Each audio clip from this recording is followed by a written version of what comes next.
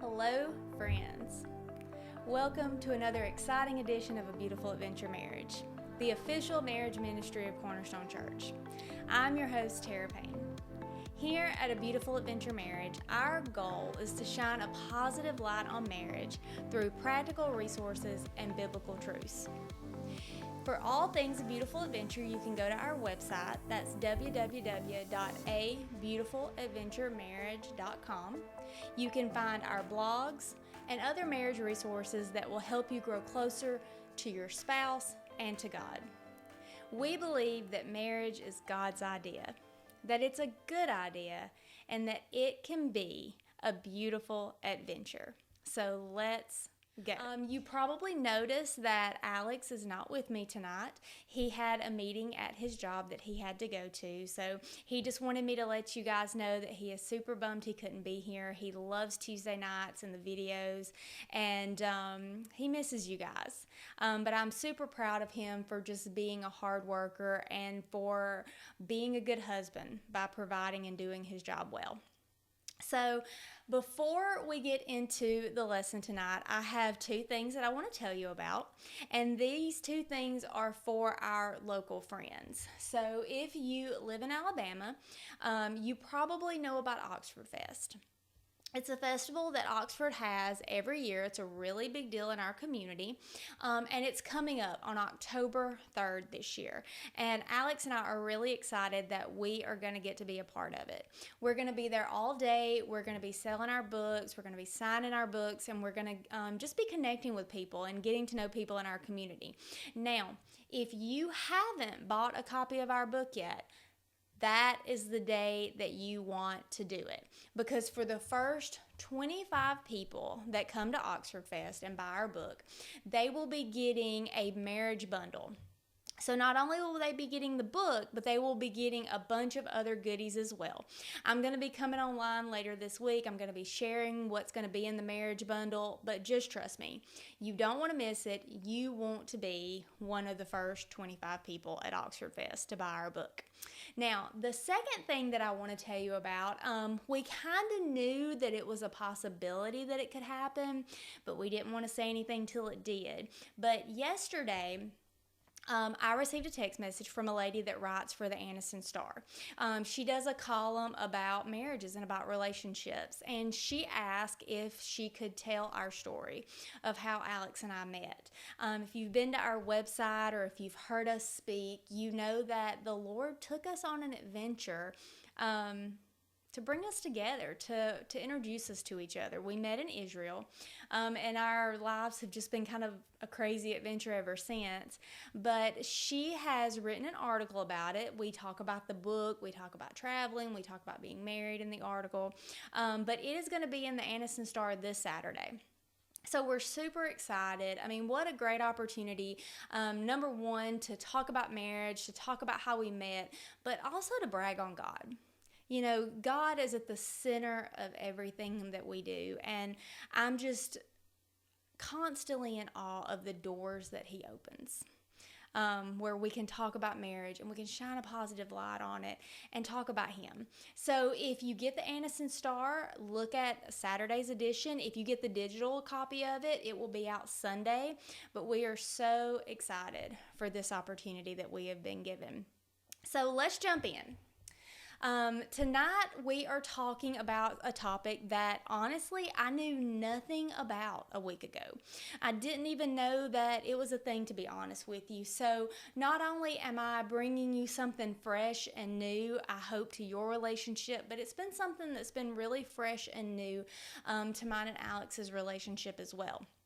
So we're talking about answering the emotional calls.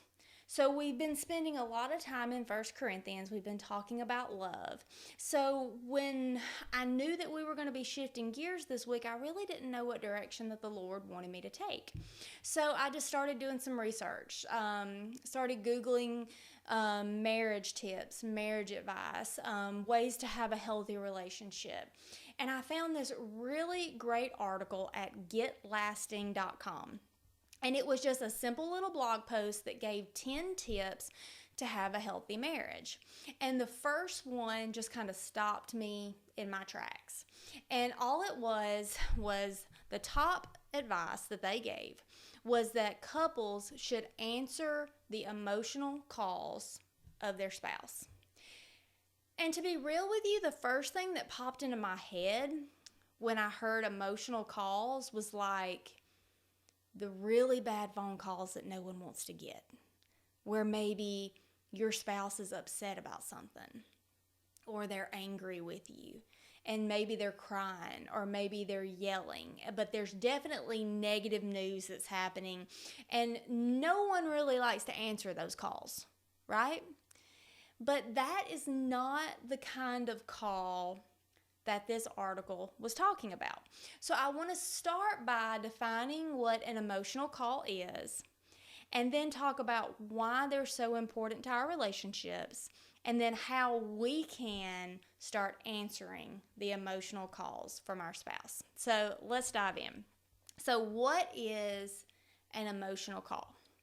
According to GetLasting.com, an emotional call is an attempt by you or your partner to connect with one another. These show up in your marriage in a wide variety of ways. They can be attempts to get attention, affirmation, affection, empathy, or any emotional need that the other person is having. So an emotional call is any time your spouse tries to connect with you. And these calls can look and be anything. It can be very subtle, like a sigh or an eye roll. It can be very simple, like, how was your day? Or it can be very bold and in your face, like an argument or crying or crossed arms. So emotional calls happen hundreds of times a day. You and your spouse both send them out in one way or the other, even if you don't realize you are. And the point of them is simply connection. It's simply to have a moment with your spouse. So I want to give you an example of one of my emotional calls. So, and I've noticed this recently that I do this a lot. If Alex and I go to a restaurant, I may look at him and say, "Oh, is your food good?" And he'll say, "Yeah, it's good," or "Oh, it's okay." And I'm instantly good. I'll change the subject. I'll go on about my dinner, whatever. If I cook, if we're eating at home and I cook and I ask him, "How's your food?" I want an in-depth answer. I want him to tell me either how good it is and how good of a job I did, or even if it's not a great answer, "Well, this isn't my favorite thing. Maybe let's try it this way." But I've realized through this blog that that is one of my emotional calls. I'm looking for affirmation. I want to connect with Alex. I want him to affirm that I'm doing a good job as a wife. Now, it comes out as a simple, "How's your food?" But there's a deeper meaning behind it. So think for a second. Has your spouse been sending emotional calls? That's one of mine. It happens pretty much every time that I cook supper. Now, Alex has a completely different emotional call that I've picked up on. Every Saturday night, he practices for church. He plays bass in the band, and he practices for church. Without fail, every Saturday night after he's practiced for a while, he'll call me to come down into his office. He'll play me a whole song or a part of a song. And then he'll ask me questions. "How did that sound? Did you like this part? What do you think about this?" And he'll play several different things. Now, Alex is the bass player, not me. Alex knows what he's doing. So it's not so much that he needs my professional opinion about his bass playing, but it's an emotional call. There's a need that he is looking for me to meet. And the goal is meeting those needs well. So now that we know what an emotional call is, how do we answer them well? Now, in that same article that I was reading, it had this quote that I thought was very interesting. It was from John Gottman, and he is a world-renowned marriage counselor. He's done so much research when it comes to couples and relationships and marriages. He has so much information on the topic. But he says this about emotional calls. His research has shown that healthy couples answer the emotional calls of their spouses positively 86% of the time. While unhealthy couples who eventually got divorced, only responded to their spouse's emotional call 33% of the time positively. Now, he didn't say that they didn't answer the calls, but he said that they answered them positively. A healthy couple answered positive 86% of the time. An unhealthy couple answered positively 33% of the time. Okay, what does that mean for us? That means that not only do we have to answer the emotional calls of our spouse, but we have to do so in a way that benefits them, that fulfills the need that they have, that lifts them up. Okay, let's go back to my example of the food. If I look at Alex and say, "How's your food?" He can just say, "Good," and completely quit talking. And although it's not negative in nature, he wasn't upset with me, he wasn't angry, he didn't hurt my feelings per se, he didn't fulfill the need. Same with me. When Alex asks me to come in and he wants my opinion about his bass playing, I could come in, not pay any attention to what he's doing, barely listen, and then when he says, "Does this sound good?" Yeah, it's fine, whatever you want to do, I don't know anything about it. Again, is it the truth? Do I know a lot about bass playing? No, I don't. But that's not what he's asking. He's not asking me to be a professional bass player. He's asking me to fulfill a need. And if I'm very distracted and I don't pay attention and I don't answer his questions, I'm not answering his call positively. And it's really not that hard. Give people your attention. If they ask you a question, make it a point to use more than one word answers.